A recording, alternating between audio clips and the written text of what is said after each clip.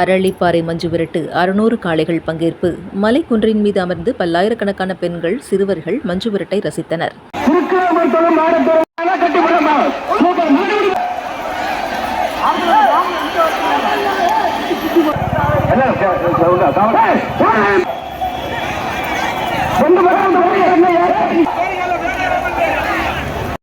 கோயில் மாடு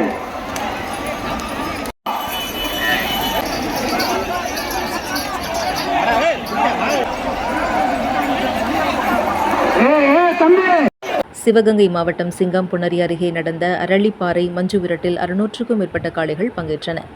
மாடு முட்டியதில் 50க்கும் மேற்பட்டோர் காயமடைந்தனர். அரளிப்பாறையில் சிறிய குன்றின் மீது குன்றக்குடி ஆதீன மடத்திற்கு உட்பட்ட பால தண்டாயுதபாணி சுவாமி கோவில் உள்ளது.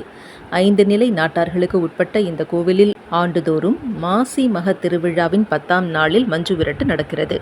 இதனை முல்லைமங்கலம், சதுர்வேதமங்கலம், கண்ணமங்கலம், சீர்சேர்ந்த மங்கலம், வேழமங்கலம் ஆகிய 5 நிலை நாட்டார்கள் சேர்ந்து 200 ஆண்டுகளுக்கும் மேலாக நடத்தி வருகின்றனர்.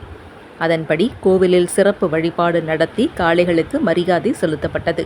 தொடர்ந்து மற்ற காளைகளுக்கும் வேட்டி, துண்டுகள் வழங்கப்பட்டன. தொழுவில் இருந்து பதிவு செய்யப்பட்ட 200 காளைகள் முதலில் அவிழ்த்து விடப்பட்டன. 100க்கும் மேற்பட்ட மாடுபிடி வீரர்கள் பங்கேற்றனர். முன்னதாக ஆங்காங்கே வயல் வெளிகளில் கட்டுமாடுகளாக 400க்கும் மேற்பட்ட காளைகள் அவிழ்க்கப்பட்டன. இதில் மாடு முட்டியதில் பார்வையாளர்கள் 50க்கும் மேற்பட்டோர் காயமடைந்தனர். படுகாயமடைந்த 7 பேர் சிவகங்கை, மதுரை அரசு மருத்துவமனைக்கு மேல் சிகிச்சைக்காக அனுப்பி வைக்கப்பட்டனர். மஞ்சு விரட்டு நடைபெற்ற இடத்தில் மருத்துவக் குழுவினர் சிகிச்சை அளித்தனர். மலைக்குன்றின் மீது அமர்ந்து பல்லாயிரக்கணக்கான பெண்கள், சிறுவர்கள் மஞ்சு விரட்டை ரசித்தனர்.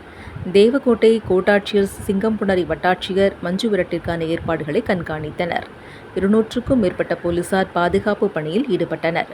வேறு எங்கும் இல்லாத அளவு மலைக்குன்றில் அமர்ந்து ஆயிரக்கணக்கானோர் மஞ்சு விரட்டை பாதுகாப்போடு கண்டு கழிப்பது தனிச்சிறப்பு.